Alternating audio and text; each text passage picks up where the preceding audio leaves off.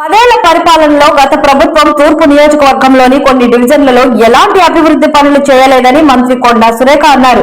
నేడు వరంగల్ తూర్పు నియోజకవర్గంలో 19, 21 డివిజన్లలో కోటి రూపాయలతో సీసీ రోడ్లు, డ్రైనేజీలకు మంత్రి కొండా సురేఖ శంకుస్థాపన చేసిన అనంతరం మీడియాతో మాట్లాడుతూ గత ప్రభుత్వం 10 సంవత్సరాల పరిపాలనలో తూర్పు నియోజకవర్గంలో తట్టెడు మట్టిపోసిన పరిస్థితి లేదన్నారు.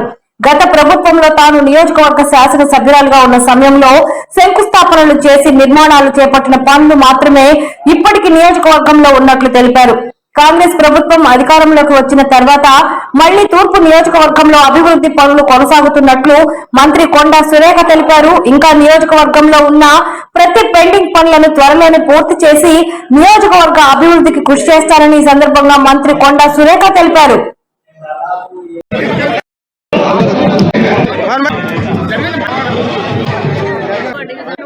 ఉన్నప్పుడు ఎమ్మెల్యేగా వేసిపోయిన రోడ్లు, వేసిన డ్రైన్స్ తప్పితే ఆ తర్వాత ఒక తట్టెడు మట్టి కూడా మధ్యలో ఎవరు కూడా పోయలేదు.